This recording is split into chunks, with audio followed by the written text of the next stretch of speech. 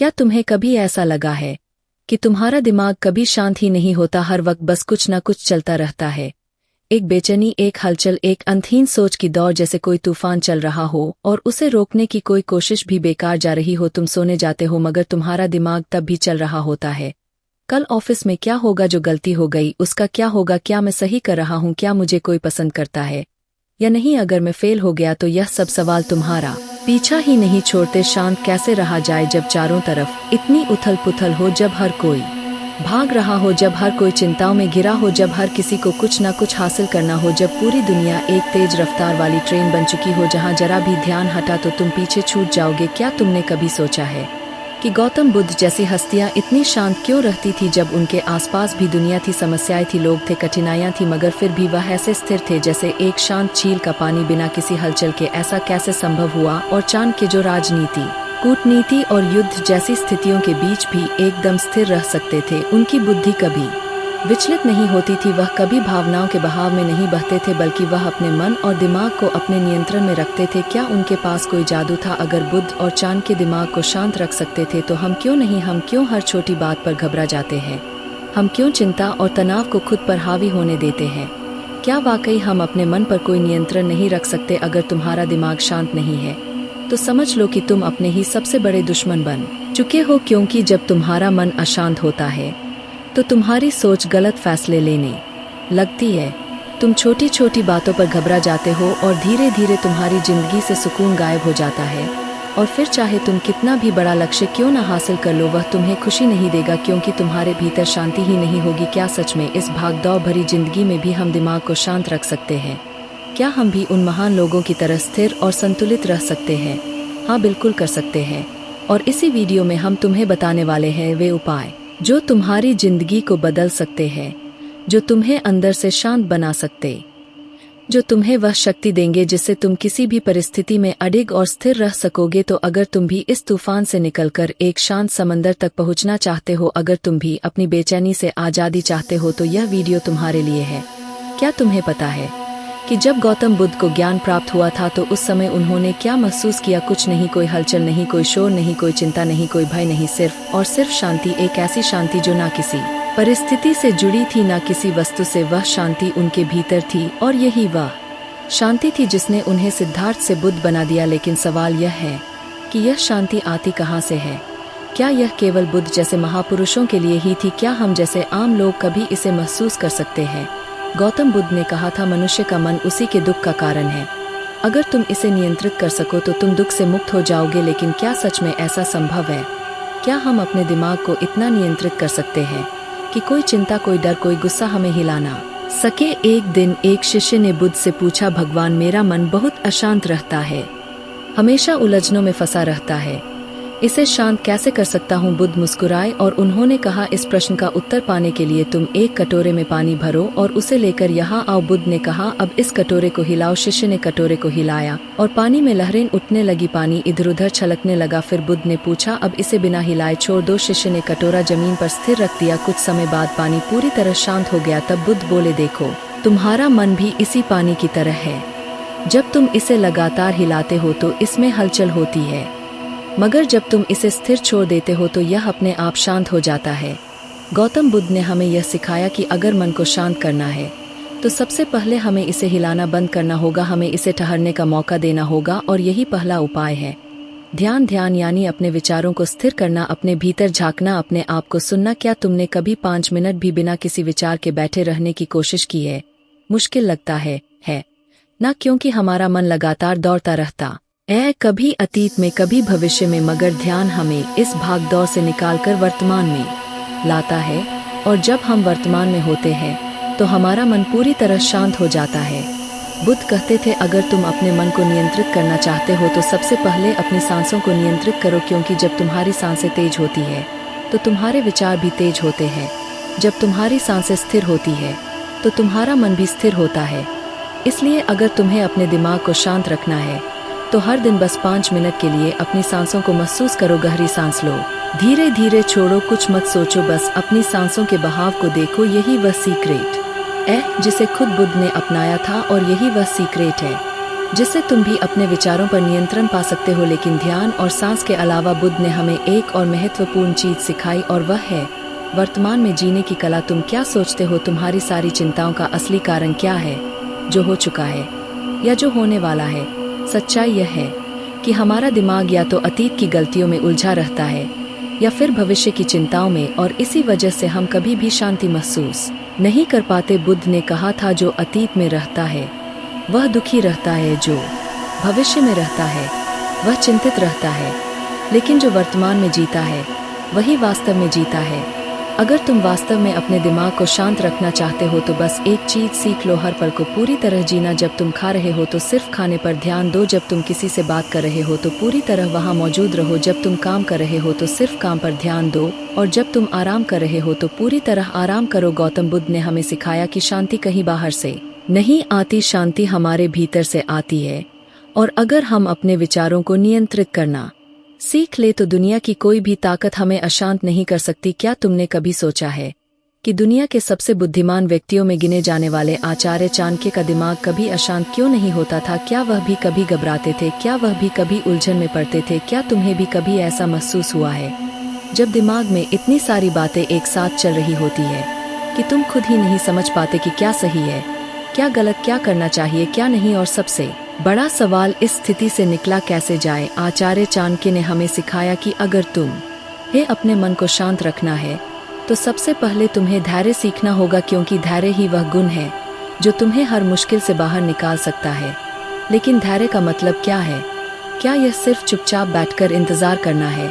नहीं, धैर्य का मतलब है सही समय का इंतजार करना, सही अवसर को पहचानना और सही निर्णय लेना। चाणक्य ने कहा, एक समय की बात है, एक शिकारी जंगल में शिकार करने निकला। उसने एक हिरन देखा और धनुष पर तीर चढ़ाया, लेकिन तभी उसकी नजर एक शेर पर पड़ी जो झाड़ियों में छिपा हुआ था। शिकारी घबराया, अगर उसने हिरन पर निशाना लगाया तो शेर उस पर हमला कर सकता था।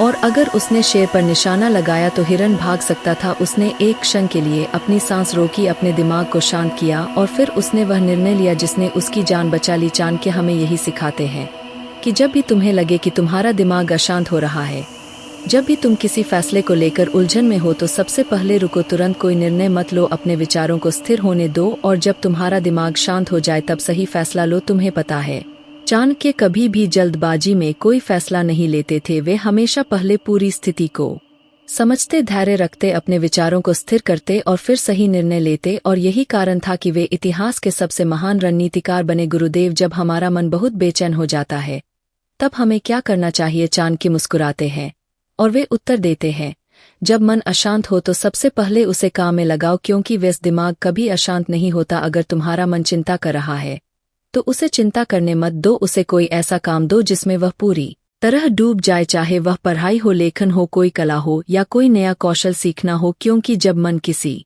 काम में व्यस्त होता है तो उसमें अनावश्यक विचार आने बंद हो जाते हैं और यही मानसिक स्थिरता की पहली कुंजी है। इसका एक और तरीका है प्रकृति से जुड़ना। अगर तुम्हारा मन बहुत बेचैन है तो बस कुछ देर के लिए बाहर निकलो, खुली हवा में जाओ, पेड़ों को देखो, आसमान को देखो, अपनी सांसों को महसूस करो। चाणक्य कहते थे कि जो वह प्रकृति से जुड़ता है उसका मन कभी अशांत नहीं होता। और अंत में सबसे महत्वपूर्ण बात, संयम रखो, अपनी भावनाओं पर नियंत्रण रखो। चाणक्य कहते थे कि जो व्यक्ति अपनी भावनाओं को नियंत्रित कर सकता है वही अपने जीवन को नियंत्रित कर सकता है। अगर कोई तुम्हें गुस्सा दिलाए तो शांत रहो, अगर कोई तुम्हें नीचा दिखाए तो मुस्कुराओ, क्योंकि जो व्यक्ति प्रतिक्रिया देने से पहले सोचता है वही अपने मन को पूरी तरह नियंत्रित कर सकता है। अगर तुम्हें अपने दिमाग को शांत रखना है तो धैर्य रखो, जल्दबाजी मत करो, अपने विचारों को स्थिर करो, प्रकृति से जुड़, अपने मन को व्यस्त रखो और सबसे महत्वपूर्ण, अपनी भावनाओं पर नियंत्रण रखो। यही वह सूत्र है जिन्हें चाणक्य ने अपनाया था और यही वह सूत्र है जो तुम्हारी जिंदगी बदल सकते हैं। क्या तुम्हारे साथ भी ऐसा होता है? क्या तुम्हारा मन कभी इतनी जोर से बोलता है कि तुम उसे रोक ही नहीं पाते? क्या तुम्हें भी ऐसा लगता है कि तुम्हारा दिमाग तुम्हारे काबू में नहीं है? आज हम बात करेंगे कैसे अपने मन को शांत किया जाए, कैसे अपने विचारों को नियंत्रित किया जाए और कैसे योग, ध्यान और जीवन शैली के सही बदलाव से अपने दिमाग को पूरी तरह संतुलित रखा जाए। गुरुदेव, मेरा मन हमेशा अशांत रहता है। जब भी मैं कोई काम करता हूँ मेरा ध्यान भटक जाता है। जब भी मैं कोई निर्णय लेने की कोशिश करता हूँ हजारों विचार मेरे दिमाग में आते हैं। कृपया मुझे बताइए इस बेचैनी से कैसे छुटकारा पाऊं? गुरु मुस्कुराते हैं और कहते हैं, मन एक पागल घोड़े की तरह है। अगर इसे नियंत्रण में नहीं रखा तो यह तुम्हें गिरा सकता है, लेकिन अगर तुम इसे सही तरीके से साध लो तो यही घोड़ा तुम्हें अपनी मंजिल तक ले जाएगा। अब सवाल यह है कि इस घोड़े को काबू में कैसे किया जाए? सबसे पहले आता है ध्यान। क्या तुम जानते हो कि ध्यान करने से तुम्हारा दिमाग क्यों शांत होता है? जब तुम ध्यान करते हो तो तुम अपने विचारों को नहीं रोकते बल्कि उन्हें बहने देते हो और धीरे धीरे जैसे ही तुम अपनी सांसों पर ध्यान देने लगते हो वैसे ही तुम्हारा मन स्थिर होने लगता है। तुम्हारा दिमाग भी इसी झील की तरह है। अगर तुम इसे लगातार हिलाओगे तो पानी में लहरें उठती रहेंगी, लेकिन अगर तुम शांत बैठोगे तो धीरे धीरे सारी हलचल खुद संगीत बखुदा। और बस इतना ही करो, कुछ ही मिनटों में तुम देखोगे कि तुम्हारा मन पहले से ज्यादा शांत हो गया है। लेकिन सिर्फ ध्यान ही काफी नहीं है। अगर तुम्हें सच में अपने मन को शांत रखना है तो तुम्हें अपने शरीर को भी साधना होगा और इसके लिए सबसे अच्छा तरीका है योग। योग सिर्फ शरीर को लचीला बनाने के लिए नहीं है। योग का असली मकसद है तुम्हारे दिमाग और शरीर को एक साथ संतुलित करना। अगर तुम्हारा शरीर तनाव में रहेगा तो तुम्हारा मन भी बेचैन रहेगा, लेकिन अगर तुम्हारा शरीर संतुलित होगा तो तुम्हारे विचार भी स्थिर रहेंगे। अगर तुम हर दिन बस 10 मिनट अनुलोम विलोम कर लो तो तुम्हारा दिमाग खुद ही शांत होने लगेगा, क्योंकि जब तुम अपनी सांसों को नियंत्रित करना सीखते हो तो धीरे धीरे तुम्हारा दिमाग भी नियंत्रण में आने लगता है। अब बात करते हैं जीवन शैली सुधारने की। क्या तुम जानते हो कि तुम्हारा खानपान, तुम्हारी दिनचर्या और तुम्हारा सोने जागने का समय भी तुम्हारे मानसिक स्वास्थ्य को प्रभावित करता है? अगर तुम हमेशा तला भुना खाना खाते हो, देर रात तक जागते हो और दिन भर मोबाइल या लैपटॉप पर रहते हो तो तुम्हारा मन कभी भी शांत नहीं रहेगा। अगर तुम सच में अपने मन को शांत रखना चाहते हो तो तुम्हें अपनी दिनचर्या को सुना होगा। जल्दी सोना, जल्दी उठना, हल्का और सात्विक भोजन करना और दिन में कम से कम 30 मिनट प्रकृति के बीच बिताना। यह सब मिलकर तुम्हारे दिमाग को स्थिर और संतुलित बनाएगा। लेकिन यह सब करने के बाद भी अगर तुम्हारा मन कभी अशांत हो जाए तो क्या करना चाहिए? तो बस एक बात याद रखो, जिस चीज को तुम नियंत्रित नहीं कर सकते उसे लेकर परेशान होना बंद कर दो। जो चीज तुम्हारे बस में है उन पर काम करो, और जो तुम्हारे बस में नहीं है उन्हें जाने दो, क्योंकि चिंता करने से कोई समस्या हल नहीं होती, बल्कि चिंता खुद ही एक सबसे बड़ी समस्या बन जाती है। बेटा, यह बीज देख रहे हो, अगर इसे मिट्टी में डालकर सही तरीके से पानी, हवा और धूप मिले तो यह एक विशाल वृक्ष बन सकता है।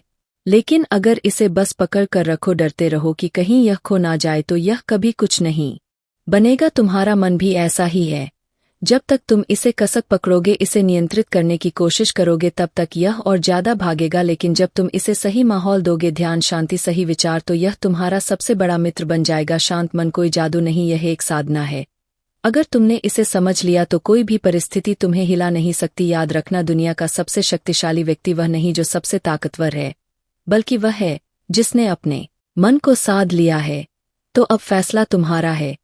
क्या तुम अपने विचारों के गुलाम बने रहोगे या फिर अपनी शांति के स्वामी बनोगे? शांति बाहर नहीं, भीतर है। बस इसे देखना सीखो।